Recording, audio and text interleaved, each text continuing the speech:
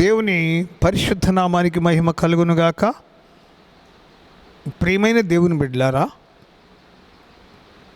మనము ఎలోహిం అనే ఛానల్లో 138వ నంబర్లో ప్రతిదినము ఉదయం 8:30కు రాత్రి 8:30కు శాంతి సందేశాలు అనే పేరుతో దేవుని లేఖనాన్ని ధ్యానం చేస్తూ ఉన్నాం. దాదాపుగా మనము ఈ మధ్య కాలంలో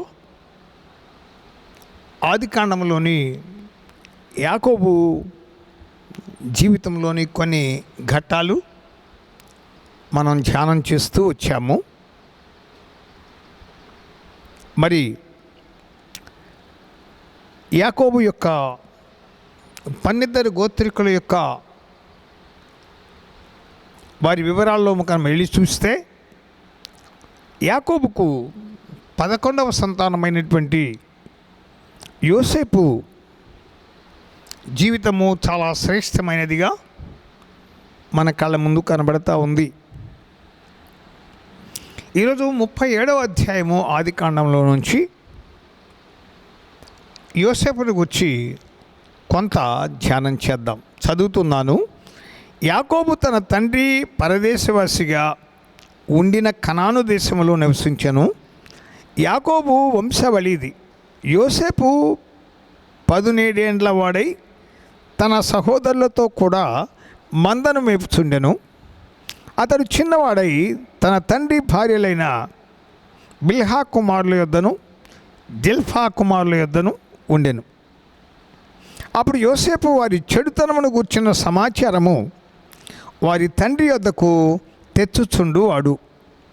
మరియు యోసేపు ఇశ్రాయేలు వృద్ధాప్యమందు పుట్టిన కుమారుడు గనుక తన కుమారులందరికంటే ఎక్కువగా అతని ప్రేమించి అతని కొరకు విచిత్రమైన నిలువుటంగి కుట్టించెను. అతని సహోదరులు తమ తండ్రి అతనిని తమ అందరికంటే ఎక్కువగా ప్రేమించుట చూచినప్పుడు వారు అతని మీద పగబట్టి అతని క్షేమ సమాచారమైనను అడగలేకపోయేది. యోసేపు ఒక కల కని తన సహోదరులతో అది తెలియచెప్పగా వారు అతని మీద మరీ పగబట్టిరి. అతను వారిని చూచి, నేను కనిన ఈ కలను మీరు దయచేసి వినుడి. అదేమనగా, మనము చేనిలో పనలు కట్టుచుంటిమి. నా పన లేచి నిలుచుండగా మీ పనలు నా పనను చుట్టుకొని నా పనకు సాష్టాంగ పడినని చెప్పాను. అందుకు అతని సహోదరులు, నీవు నిశ్చయముగా మమ్ము నేలేదవా? మా మీద నీవు అధికారి వగుదువా అని అతనితో చెప్పి అతని కలలను బట్టి అతని మాటలను బట్టి అతని మీద మరింత పగబట్టిరి. అతను ఇంకొక కలగని తన సహోదరులకు తెలియజేసి, ఇదిగో నేను మరి ఒక కలగంటిని. అందులో సూర్యచంద్రులను 11 నక్షత్రములను నాకు సాష్టాంగ పడినని చెప్పాను. అతడు తన తండ్రితోనూ తన సహోదరులతోనూ అది తెలియజెప్పినప్పుడు అతని తండ్రి అతనితో, నీవు కనిన ఈ కల ఏమిటి? నేను నీ తల్లియు నీ సహోదరులను నిశ్చయముగా వచ్చి నీకు సాష్టాంగపడుదుమా అని అతన్ని గద్దించాను. అతని సహోదరులు అతని యందు అసూయపడిరి. అయితే అతని తండ్రి ఆ మాట జ్ఞాపకం ఉంచుకొనెను. స్తోత్రం చెబుదా. ఈ ఆదికాండం 37వ అధ్యాయంలోని ఈ 11 వచనాల వివరణ చాలా విచిత్రంగా కనబడుతుంది. సొంత అన్నలు యోసేపును మరి ద్వేషించిన సందర్భం, పగబట్టారు, ప్రేమించలేకపోయారు, మరింత పగబట్టారు, అసూయపడ్డారు. ఇవన్నీ పలుమార్లు రాయబడ్డాయి. అన్నలు యోసేపును ద్వేషించటానికి గల కారణములు ఏమిటి? ఉత్పత్తుల గ్రంథము అనే పేరుతో ఆదికాండం మీద వ్యాఖ్యానం రాశాను నేను. అది మీలో కొందరు చదివారేమో.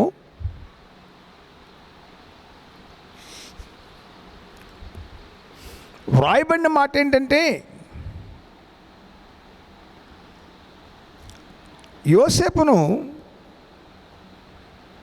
యాకోబు బహుగా ప్రేమించాడు అని, అలా ప్రేమించడం దగ్గరికి వచ్చినప్పుడు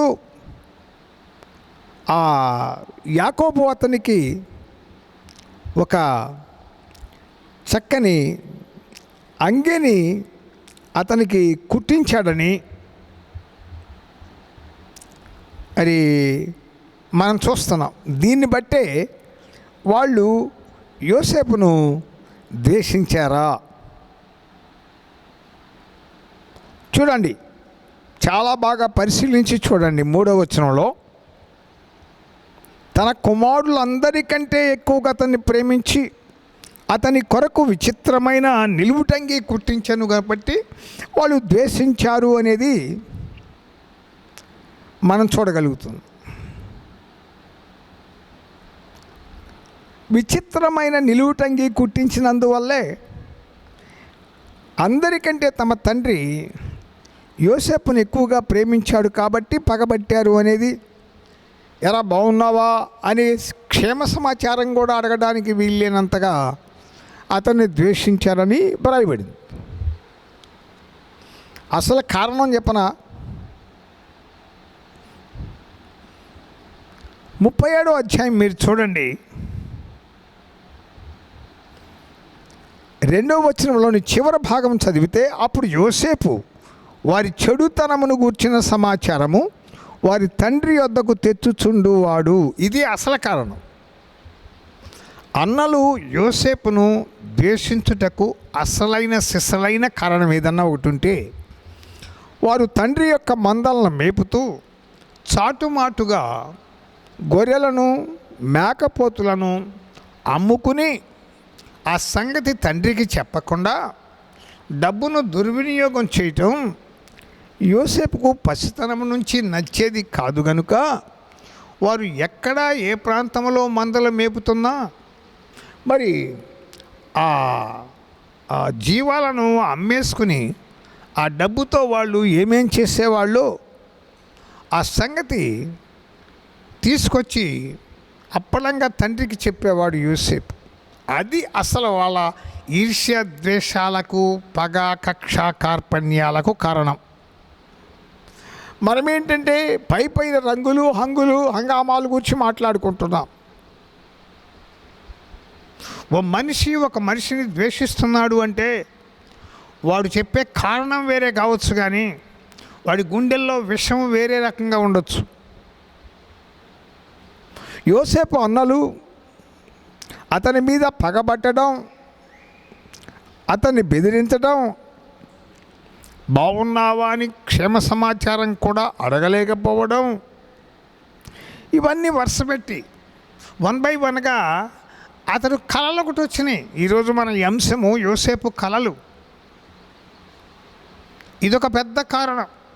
వారిలో ఉన్న దోషాన్ని సాయంత్రానికి తండ్రి దగ్గరికి తీసుకొచ్చి, ఈరోజు పలానా పట్టణ సమీపంలో అన్నయ్యాళ్ళు ఈ కొన్ని గొర్రెపోతులను అమ్మేసి ఆ డబ్బును వాడు తిన్నారు, అదేమిటి నాన్నకి చెప్పొద్దా అంటే, నీ మొహమా, ఇదిగో ఈ 500 తీసుకుని నువ్వు కూడా ఏదైనా కొనుక్కుని తినరా పో, ఈ సంగతి నాన్నకి చెప్పొద్దని చెప్పారు అనే సంగతితో కూడా వచ్చి చెప్పేవాడు తండ్రికి.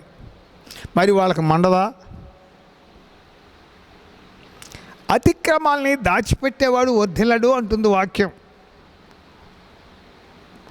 సామెతలు 28:13 ఉంది ఆ మాట. వాటిని ఒప్పుకొని విడిచిపెట్టేవాడు కనికరం పొందుతాడు. కనికరం అంటే జాలి, దయ, కరుణ కంటే గొప్పది. అందరూ నమ్మిన వాళ్ళు మొండి చేయి చూపిస్తే హక్కున చేర్చుకుని రెక్కల నీళ్ళలో స్థానం ఇచ్చేది కనికరం. అది ఒక్క దేవుడే ఇవ్వగలడు. ఇక్కడ యోసేపు చాలాసార్లు తను తర్వాత కాలంలో కూడా తన అన్నలతో ఈ మాట చెప్తాడు. 42వ అధ్యాయము 18వ వచనంలో చూస్తే, నేను దేవునికి భయపడేవాడను రా, బ్రతికి ఉన్న వాడిని చచ్చాడని చెప్తున్నారు మీరు, అది మీ ఎదురుగా రాజుగా ఉన్నా గుర్తుపట్టలేకుండా ఉన్నారు అని వాళ్ళ యొక్క అబద్ధాల కోరు జీవితం, మార్పులేని జీవన శైలిని బట్టి బాధపడుతూ నేను దేవునికి భయపడి వాడనరా అని చెప్పడం చాలా విశేషంగా ఉంటుంది. అక్కడ 42వ అధ్యాయం 18వ వచనంలో చూడగలం మనం ఆ మాటను. ఇతడు వయసు, ప్రాంతము, భాషా భేదం లేకుండా దేవునికి భయపడేవాడును అని చెప్పే మాట మనందరినీ అడుగడుగునా కదిలిస్తుంది. యోసేపు జీవన విధానం మనం చూస్తే ఆదికాండంలో నా సర్వే ప్రకారం, నా అల్పమైన జ్ఞానాన్ని బట్టి చూస్తే మొదటి హీరో నోవహు. అతడు తన కుటుంబాన్ని కట్టుకున్నాడు,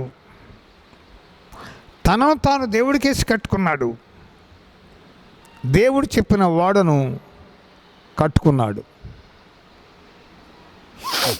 అతడు మొదటి హీరో.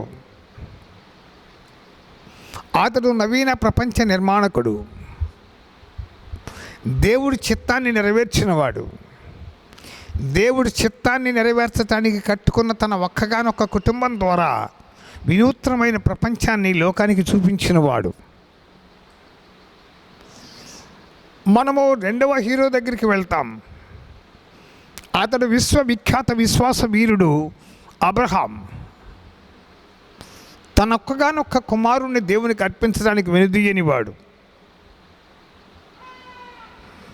అతని ద్వారా ప్రపంచ రాజ్యాలు వర్ధిల్లడానికి వాగ్దానం పొందినవాడు.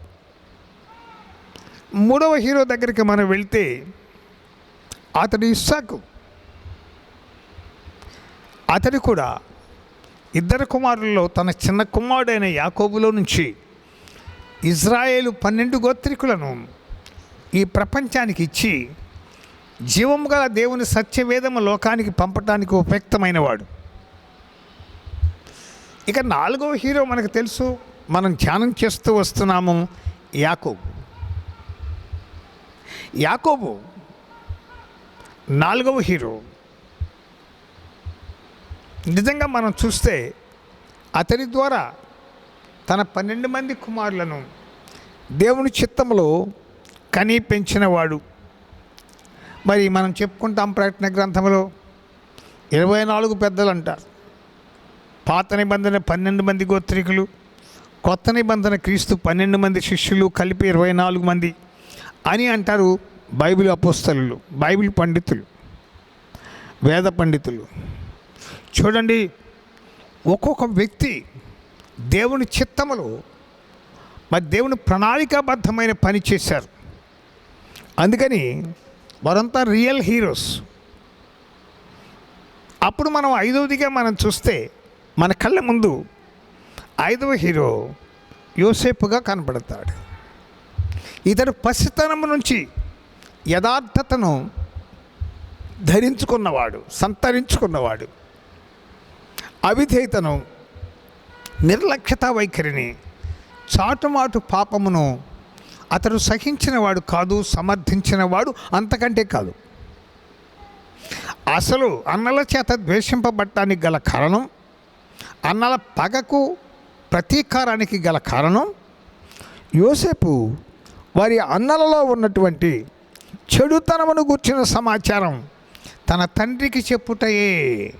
నిజమే, నీ అన్నదమ్ములు, నీ అక్క చెల్లెలలో ఉన్న చెడుతనము, వాక్య విరుద్ధమైన జీవన శైలి, పాపములో ఉండి నరకానికి జోగుతూ ఉన్నటువంటి వ్యక్తులను గూర్చి ఏదన్నా ఒక గంట సేపు మోకరిల్లి నీ అన్నలలో ఉన్న లోపభూయిష్టమైన జీవితాన్ని క్షమించమని, వాళ్ళు నాశనం కాకముందే వారిని నీ వైపు ఆకర్షించమని నీ పరలోకపు తండ్రితో ఏమన్నా చిన్నపాటి సమాచారం చెప్పగలవా?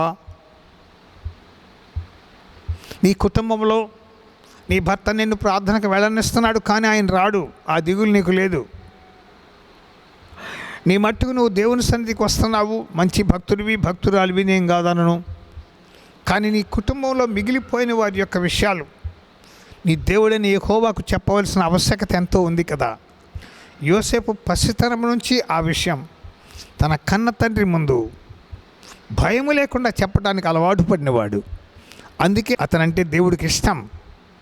అంతేకాదు అతడు దేవునికి భయపడతాడు, మనుషులకు కాదు, అన్నలకు కాదు. కొడతారని తనకు తెలుసు. ఆ వరుసకొస్తే బైబిల్లో రాయబడిన వ్యాఖ్యాన గ్రంథంలో ఉన్న వివరణలు ఇన్ని మార్లు అన్నలు తమ అతిక్రమ జీవన శైలిని తండ్రి ముందు చెప్పినందువల్ల ఎప్పుడన్నా ఇంటికి వస్తే తండ్రి ఏమిట్రా ఇలా చేస్తున్నారంట, మీకంటే చిన్న తమ్ముడు, మీ ఎంగిలి పాలు తాగిన చిన్న తమ్ముడు మీ లోపాన్ని గురించి చెప్తూ ఉన్నాడని అడిగినప్పుడు ఎన్ని మార్లు విషపు చూపు చూచి నెత్తి మీద కొట్టి వాళ్ళ కక్ష తీర్చుకున్నారో మనకు తెలీదు. అవును కదా? జ్ఞాపకం చేసుకో. ఈరోజు సత్యానికి కట్టుబడిన వాడిని హింసించటం ఆనాడే మొదలైంది. సత్యాన్ని అణిచివేయటానికి, సత్యం మాట్లాడే వారి నోరు మూయటానికి, సత్యం మాట్లాడినటువంటి వాడిని కొట్టడం, తిట్టడం, అమ్ముకోవటం, సొమ్ము చేసుకోవటం. వాడు దరిద్రం వదిలిపోయిందని సంతోషపడి చంకలు కొట్టుకోవటం ఆనాటి నుంచే మొదలైంది. కానీ వాడి పట్ల దేవుని యొక్క నిబంధన ప్రణాళికను మార్చడం ఎవడి వల్ల కాలేదు, ఎవడి వల్ల కాదు కూడా. అప్పుడు కాదు, ఇప్పుడు కూడా కాదు. ఎందుకంటే ఆనాడున్న దేవుడే ఈనాడు ఏనాటికి మార్పు లేనివాడు. నిన్న, నేడు, రేపు నిరంతరం ఏకరీతిగా ఉన్న దేవుణ్ణి మనం ఆరాధిస్తున్నాం. అదే దేవుణ్ణి మీకు ప్రకటిస్తున్నాం. పర్లేదు, వాడిని వంచేస్తాం, ఎందుకంటే మనం 10 మంది కలిగిన వాళ్ళం. వాడు ఒంటరి వాడు మన మీదకి రాలేడు, వచ్చినా మన ఓడించలేడు. నీ మొహం, నువ్వు 10 మంది కలిగిన వాడిని అనుకుంటున్నావు. యోసేపు అన్నల వలె ఆడు ఒంటరి వాడు, కానీ ఆడి పక్షంగా ఉన్నవాడు కొన్ని కోట్ల మంది కంటే ఎక్కువైన బలవంతుడు. అతన్ని గెలవటం అసాధ్యం. అందుకే ఈనాడు బీదలు, దరిద్రులు, పెద్ద మంది, మార్బలం లేని వాళ్ళు ఆయన మీద ఆధారపడి మహామకుల మీద జయాన్ని సాధిస్తున్నారు. స్తోత్రం. ఈరోజు నువ్వు దేవుని యొక్క సువార్త సత్యం కొరకు ఒక మంచి నిర్ణయం తీసుకో. నీలో ఉన్న లోపాలను గుర్తించు. నీలో ఉన్న లోపాన్ని ఎత్తి చూపించే దేవుణ్ణి కానీ, దైవ సేవకుని కానీ, నీ సహోదరుడు ఎవరైనా నిన్ను గద్దిస్తే నువ్వు దాన్ని త్రోసిపుచ్చబాక, దానికి ప్రతిగా కీడు చేయటానికి ఎదురు చూడబాక, పగబట్టబాక, ప్రతీకార జ్వాలతో రగిలిపోబాక. నీ లోపము నిన్ను నాశనం చేస్తుంది. నీ పాపము నీ బిడ్డల మీదకి 4 తరాల వరకు వస్తుంది. దాన్ని మార్చే శక్తి క్షమించగల దేవుడికి తప్ప మనుషులకు ఎవరికీ లేదు. నీ పక్షంగా ఎంతమంది మనుషులు ఉన్నా దీన్ని మార్చలేదు. నా మాట విను. యోసేపు వలె దేవుని పక్షంగా, ఇదిగో లోపాలు కలిగిన నీ పక్షంగా నేను విజ్ఞాపన చేస్తున్నాను. నా మాట విని లోపాన్ని తెలుసుకో, వదిలిపెట్టేయి. చాటుమాటు జీవితాన్ని వదిలిపెట్టేయి. నీ చాటుమాటు జీవితాన్ని నీ కుటుంబ సభ్యులు తెలుసుకున్నప్పుడు కట్టుకున్న ఇల్లాలు, కన్న బిడ్డలు కూడా నిన్ను అసహ్యించుకుంటారు. ఆ దినమున నీకు దిక్కులేని వాడు అయిపోతావు. నా మాట విను దేవుని బిడ్డ, నా మాట విను. యోసేపును అసహ్యించుకుంటున్న అన్నల సంఖ్యలోకి నువ్వు వెళ్ళబాక. చిన్నవాడైనా, తక్కువ వాడైనా, అతని పక్షంగా ఎవరు లేకపోయినా దేవునికి భయపడే యోసేపు వలె బ్రతుకు. యోసేపును వంచన చేశారు అన్నలో. అతన్ని అమ్మేశారు. 20 తులాల వెండికి అమ్మేశారు. వాడి కళల గురించి కూడా 2 మాటలు చెప్పుకుందాం. వాడు ఎంత ద్వేషించేవాడిని, అన్నలు ఎంతగా ద్వేషించినా, వాళ్ళు కొట్టినా తిట్టినా మళ్ళీ అన్నలను చూడకుండా వాడు ఉండలేడు. వస్తాడు. ఓ రోజు వాడు కలగన్నాడు. అన్నయ్య, నేను కలగన్నాను, ఆ కళ మీరు వినాలని చెబుతూ వస్తున్నాడు. ఏంటి ఆ కళ? చూడండి, మనం చేలో పనులు కడుతున్నాము, నా పని నిలబడింది, నా పనికి మీ పనులన్నీ మొక్కుని అన్నాడు. వాళ్ళకి అర్థమైపోతుంది, కళల భావం కూడా తెలుసు వీళ్ళకి. కాబట్టి యథార్థంగా ఉండటం చేత కాదు, కానీ మనం చేసే దౌర్భాగ్య స్థితి అది ఏనాటికైనా మన నెత్తి మీదకి, మన బిడ్డల మీదకి వస్తుందని గుర్తించరు. కానీ కళల భావం తెలుసు వీళ్ళకి. ఏమిట్రా నీ ఎదుట మేమంతా సాగిలి పడతామా? పిచ్చి పనులు మాట్లాడుతున్నావు నువ్వు. ఈలో ఇంకో కలగన్నాడు. ఈ తిక్కలాడు ఎంత కొట్టినా తిట్టినా వాడికి దేవుడు బయలుపరిచిన దాన్ని చెప్పకుండా ఉండలేడు. వాడికి వచ్చిన కళలను చెప్పకుండా ఉండలేడు. వాడు చూసిన దుర్మార్గాన్ని చెప్పకుండా ఉండలేడు. వాడికి అదొక మంచి అలవాటు. ఈలో ఇంకొక కలగన్నాడు. ఏంట్రా కళ అంటే, సూర్యచంద్రులు 11 నక్షత్రాలు నాకు సాగిలపడ్డాయి అన్నాడు. వీడు 12వ వాడు. అంటే తల్లిదండ్రులను మిగతా 11 మంది సహోదరులు వాడు సాగిలపడతారని కళ. దీనికి వాళ్ళ నాన్నగారు యాకోబు గారి కలగ చేసుకుని, ఏం కళలు ఏంటిరా నువ్వు, అందరినీ రెచ్చగొడుతున్నావు, నువ్వు వాడు చేసే తప్పులు ఎత్తుకొచ్చి నాకు చెబుతున్నావు, బాగానే ఉంది, కానీ నీ మాటలు ఏమంత అనుకూలంగా లేవురా, ఈ సంగతి మానేయరా, వాళ్ళ కంటే కన్నా ఆ కళను దాచుకోలేకపోయావో ఏమిటిరా చిన్నడా అని చెప్పాడు యాకోబు. దేవుడు చూపించాడు కదా, అందుకని చెప్తున్నాను నాన్న అంటాడు వీడు. తనలో తింటానే ఉంటాడు, కళ్ళకు అంటానే ఉంటాడు, తప్పులు ఎత్తి చూపిస్తాడు. దేవుడు బయలుపరిచిన దాన్ని వివరించకుండా ఉండలేడు, దేవునికి భయపడకుండా ఉండలేడు. దేవుడే తన తోడుగా ఉంటాడన్న నమ్మకాన్ని ఎన్నడూ వీడిపోడు. యేసయ్యా ఎంత గొప్ప దేవుడోయా! అద్భుతమైనటువంటి యొక్క ఈ సన్నివేశం. ఇంకా పగబట్టారు, మరీ పగబట్టారు. వాడితో క్షేమ సమాచారమే మాట్లాడటం మానేశారు. మళ్ళీ బయలుదేరారు. నాన్న అన్నయ్యలను చూద్దామని ఉందే అన్నాడు. వాళ్ళు రోజు నీ మీద కోపగించుకుంటున్నారు. వాళ్ళు చేసే పొరపత్యాలేమో నువ్వు చెప్పకుండా ఉండలేవు కొడుకా. మళ్ళీ వాడిని చూస్తానంటావు, వాళ్ళు నిన్ను ఏమన్నా చేస్తారేమోరా. చేని అన్నయ్యాలే కదా. వీడు వెళ్తూ ఉండగానే, దూరంగా ఉండగానే ఆ దోతాన్ అనే చోట ఉన్నాడు, అక్కడ వెళ్దామని చెప్పుకోవటం విన్నాను. మధ్యలో చెప్పాడు ఎవడో, దోతాన్ అనే స్థలానికి వెళ్తున్నామని చెప్పుకోగా విన్నాను అన్నాడు. అక్కడికి వెళ్ళాడు. వాడు ఇంకా దూరంగా ఉండగానే వాళ్ళు అంటున్నారు, వాడి పేరు యోసేపు, వాడు ఫలించాడు కొమ్మ, కానీ వాడికి కలలు కనేవాడని పేరు పెట్టారు.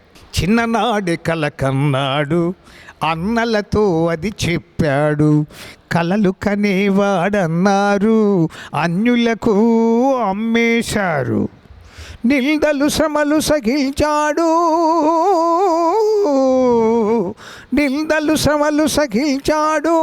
అందరిలో ఘనుడయ్యాడు, ఫరో కలలకు భావము విప్పి సింహాసనమెక్కించావు, యోసేపును ధన్యుని చేశావు, ఒక వ్యక్తి పట్ల నీ సంకల్పం బహు గొప్పది, ప్రతి మనిషిలో నీ ప్రణాళిక దాగున్నది, ఎన్ని అడ్డులు వచ్చినా ఎన్నటికీ అది మారనిది, అన్నిటినీ దాటి నీ చిత్తమే వేరున్నది, నీ చిత్తమే నెరవేరున్నది, ఒక వ్యక్తి పట్ల నీ సంకల్పం బహు గొప్పది, ప్రతి మనిషిలో నీ ప్రణాళిక దాగున్నది. హల్లెలూయా. ఇంకేముంది, వాడిని కొట్టి గుంతలో పారేద్దాం, వీడి కలలు ఏమైపోతాయో చూద్దాము. 20వ వచనంలో అంటారు, 37:20 అంటారు, వీడిని చంపి ఇక్కడ నున్న ఒక గుంటలో పారవేసి దుష్ట మృగము వీని తినివేసినని చెప్పుదాము, అప్పుడు వీని కలలేమగును చూతము రండని ఒకరితో ఒకడు మాటలు ఆడుకునేది. అన్నలండి వీళ్ళు, పరాయాళ్ళు కాదు, వేరే వాళ్ళు కాదండి, వీళ్ళు సొంత కుటుంబీకులు, రక్త సంబంధికులు, వెన్ను సలసలు అంటారు పల్లెటీరాళ్ళు.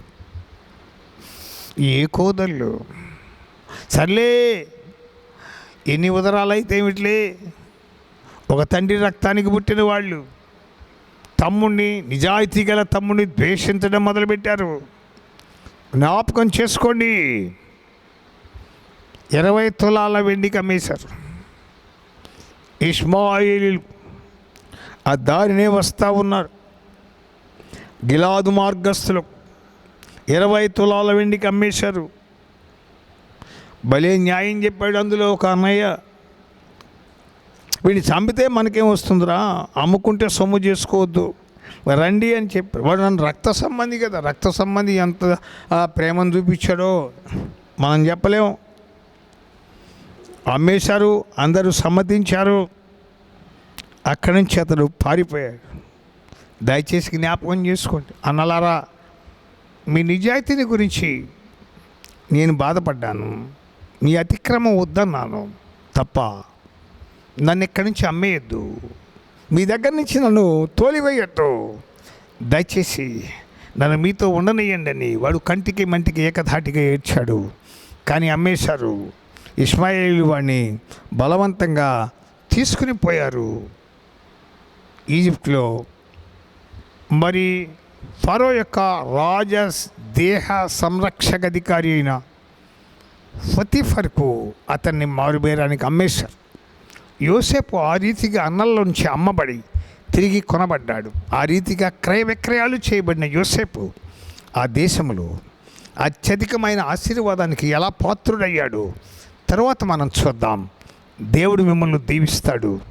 చూడండి, ఈ నిజాయితీ పరులను ద్వేషించే ఈ లోకములు తన పట్ల నమ్మకంగా యథార్థంగా దేవుని యందు భయభక్తులు కలిగిన వారిని దేవుడు ఎలా కాపాడుతాడు, ఎలా హెచ్చిస్తాడు, ఎలా ఆశీర్వదిస్తాడు, ఎలా అభివృద్ధి పరుస్తాడో, ఎలా వర్ధిల్ల చేస్తాడో మీరు చూడండి. దేవుడు మిమ్మల్ని దీవించి ఆశీర్వదించునుగాక. ఆమేన్. ప్రార్థన.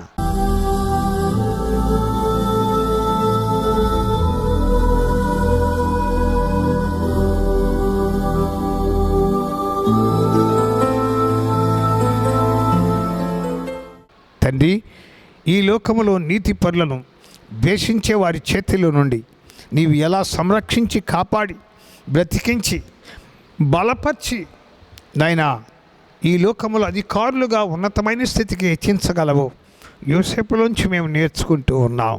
మీరు చూపిన ఈ అద్భుతమైన కృపలను బట్టి మీకు స్తుతులు చెల్లిస్తూ ఈ వర్తమానాల ద్వారా నీ ప్రజలను ఆలోచింపచేసి బలపరచమని యేసు నామములో వేడుకుంటున్నాము తండ్రి. ఆమేన్. ఆమేన్. హల్లెలూయా.